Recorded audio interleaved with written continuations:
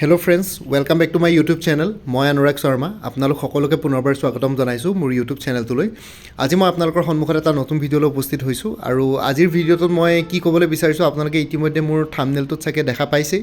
ছ' হয়, আপোনালোকে ঠিকেই দেখিছে, APSC কম্বাইণ্ড কম্পিটিটিভ এক্সামিনেশ্যন 2018।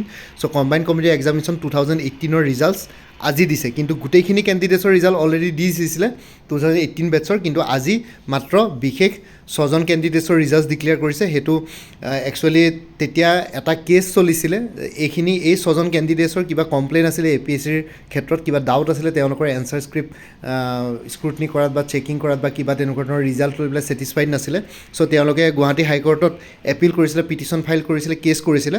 তাৰপিছত সেইটো টাইমত গুৱাহাটী হাইকোৰ্টে বা ইয়াতে কিবা ডাউটফুল আছিলে মেবি তেওঁলোকৰ এই ৰিজাল্টছকেইটা, মেবি সেইটো টাইমত হ'ব পাৰে, মই ভালকৈ ইমান নাজানো বাৰু। এই কেছটোৰ ওপৰত যদি কোনোবাই কিবা ষ্টাডি কৰিছে গম পাব।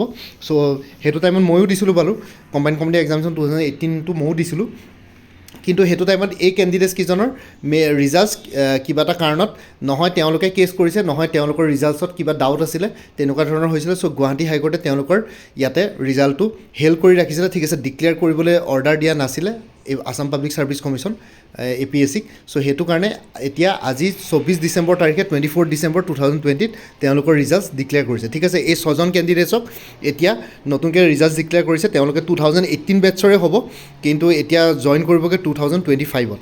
ছ' এই 6জন কেণ্ডিডেটছ হ'ল আছাম চিভিল ছাৰ্ভিচ জুনিয়ৰ গ্ৰেডত আছিলে। ৰোল নাম্বাৰকেইটা দেখিছে, নেম আছে Shalini Khan, caste general, gender female, ঠিক আছে, অ'পেন কেটেগৰীত তেওঁ আছাম চিভিল ছাৰ্ভিচ জুনিয়ৰ গ্ৰেডত ইয়াতে পাইছে। তাৰপিছত ছেকেণ্ডজন হ'ল শাশ্বতী দাস, ঠিক আছে, Shashwati Das, scheduled caste female, তেওঁ অ'পেন কেটেগৰীতে পাইছে, vacancy related to reservation open কেটেগৰীতে পাইছে। আৰু এনে কাষ্টটো তেওঁৰ SC হয়, কিন্তু অ'পেন কেটেগৰীতে ইয়াতে ক্লিয়াৰ কৰিছে। অনুপম ডেকা OBC কেটেগৰীত, কাষ্ট OBC, কিন্তু অ'পেন কেটেগৰীত তেওঁ ক্লিয়াৰ কৰিছে। মেল কেটেগৰী, মেলত জেণ্ডাৰ মেল। আছাম চিভিল ছাৰ্ভিচত এই তিনিগৰাকী আছে জুনিয়ৰ গ্ৰেড। আৰু সেইটো টাইমত Assam land and revenue service junior grade বুলি এটা ছাৰ্ভিচ কেডাৰ আছিলে, যোনটো আছাম গভৰ্ণমেণ্টে Assam land and revenue service কেডাৰটো বৰ্তমান আছাম চিভিল ছাৰ্ভিচৰ লগত মাৰ্জ কৰি দিছে। ছ' এতিয়া লেণ্ড এণ্ড ৰেভিনিউ ছাৰ্ভিচ কেডাৰটো আছাম গভৰ্ণমেণ্টে এক্সট্ৰাকৈ ছাৰ্ভিচ কেডাৰটো মেইনটেইন কৰি থকা নাই আমাৰ ষ্টেটত। So' Assam land and revenue ছাৰ্ভিচটো মাৰ্জ কৰি পেলাই ACSৰ লগতে কৰিলে। আগতে আছাম লেণ্ড এণ্ড ৰেভিনিউ ছাৰ্ভিচৰ যোনখিনি অফিচাৰ আছে তেওঁলোকৰো এক্সিকিউটিভ মেজিষ্ট্ৰেটৰ পাৱাৰ আছিলে। ছ' তেওঁলোকক ACSৰ পিছতে Assam land and revenue service ধৰে।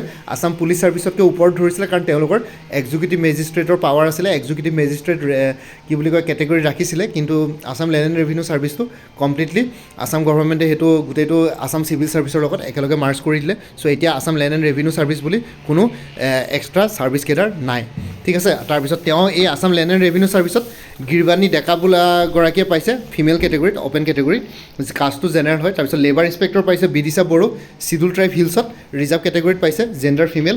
ইনস্পেক্টৰ টেক্সেছ পাইছে Manish Baruah, general, gender male, open category, ঠিক আছে। ইয়াতে লিখিছে this is in compliance of judgment dated 11/12/2024 passed by the division branch of the honourable Guwahati high court in writ appeal, ঠিক আছে। নাম্বাৰ ইমান দিয়া আছে।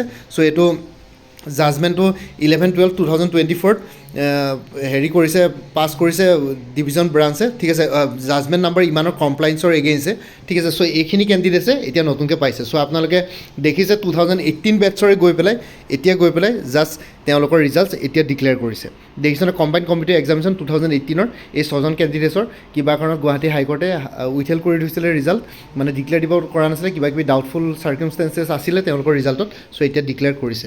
ছ' এইখিনি আছিলে, এইখিনি জনাবৰ কাৰণে ভিডিঅ'টো বনালোঁ। বাকী আপোনালোকে যি কেইজনে আজি আপোনালোকৰ এই সফলতা লাভ কৰিছে আপোনালোকলৈ অভিনন্দন থাকিলে।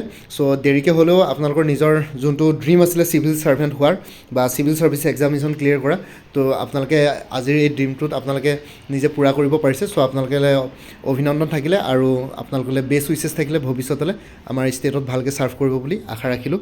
বাকী আপোনালোকে যদি আপকামিং এক্সামছবিলাকৰ কাৰণে প্ৰিপেৰেশ্যন কৰি আছে তেতিয়াহ'লে কৰ্চেছ এভেইলেবল আছে। DSS DME আয়ুষৰ গ্ৰেড 3 নন টেকনিকেলৰ ফুল কোৰ্চ এভেইলেবল আছে 350ত।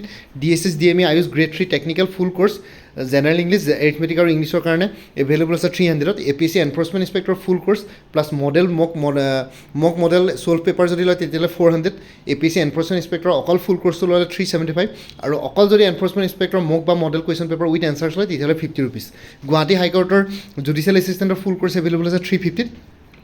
APSC assistant accounts officer APTCL AGCL কাৰণে ফুল কোৰ্চ এভেইলেবল আছে জেনেৰেল ইংলিছ জেনেৰেল নলেজ আৰু মেথমেটিক্স ডেছক্ৰিপটিভ 400ত আৰু কোনোবাই যদি একাউণ্টেঞ্চি কোৰ্চ ছাবজেক্ট হিচাপে ল'ম বুলি ভাবিছে তেতিয়াহ'লে এক্সটাৰ্নেল লিংক এটা শ্বেয়াৰ কৰিম তাতে 3000 মান MCQs পাই যাব বাকী মেথমেটিক্স আৰু ষ্টেটিষ্টিক্স ৰিলেটেড মোৰ তাত মেটেৰিয়েলছ আপোনালোকে নাপাব APSC জুনিয়ৰ এডমিনিষ্ট্ৰেটিভ এছিষ্টেণ্ট যোনটো অনলাইন এপ্লিকেশ্যন চলি আছে তাৰ কাৰণে ফুল কোৰ্চ এভেইলেবল আছে জেনেৰেল ইংলিছ জেনেৰেল ষ্টাডিজ যোনটো ফেজ 1 এক্সামিনেশ্যন আৰু ফেজ 2 জেনেৰেল ইংলিছ প্লাছ প্ৰিচি ৰাইটিঙৰ ওপৰত 400 ৰুপিছত এভেইলেবল আছে আছাম পুলিচ SI কনষ্টেবলৰ অন্যান্য পোষ্টসমূহৰ কাৰণে ফুল কোৰ্চ এভেইলেবল আছে 350ত APSC stenographer grade 2 full course available আছে 300ত আৰু উইমেন এণ্ড চাইল্ড ডেভেলপমেণ্টৰ ষ্টেটিষ্টিকেল এছিষ্টেণ্টৰ ফুল কোৰ্চ এভেইলেবল আছে 350ত আৰু কাৰেণ্ট এফেয়াৰ্ছবিলাক মই ক'লোৱে আপোনালোকে মোৰ পৰা কোৰ্চ ল'লে লাইফ টাইমৰ কাৰণে পাই থাকিব তাৰ কাৰণে কোনো পে'মেণ্ট কৰিব নালাগে জাষ্ট আপোনালোকে প্ৰত্যেক মাহৰ ষ্টাৰ্টিঙতে এটা হোৱাটছএপত ৰিমাইণ্ডাৰ মেছেজ দিলে হ'ল আৰু ইয়াতে আগতে যদি মোৰ পৰা কোনোবাই কিবা কোৰ্চ লৈ থৈছিলে এবাৰ জনাই দিব কাৰণ বহুতখিনি কোৰ্চৰ মেটেৰিয়েলছ বা চিলেবাছ একেই থাকে চ' আগতে যোনখিনি ল'লে সেইখিনি বাদ দি যোনখিনি এডিশ্যনেল মেটেৰিয়েলছ লাগিব সেইখিনি ল'লে হ'ল তেতিয়া প্ৰাইচটো অলপ কমি যাব ত' কোনোবা যদি ইণ্টাৰেষ্টেড কেণ্ডিডেটছ আছে তেতিয়াহ'লে এই হোৱাটছএপ নাম্বাৰটো মেছেজ কৰি জনাওক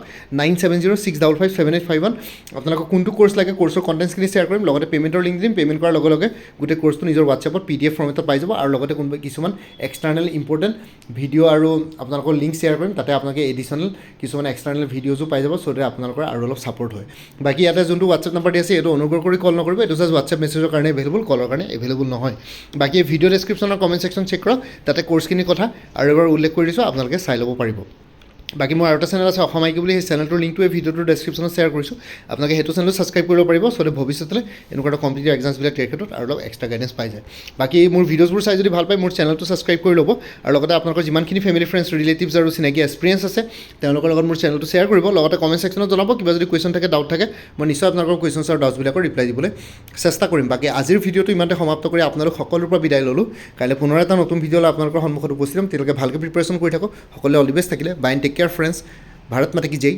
জয় আই অসম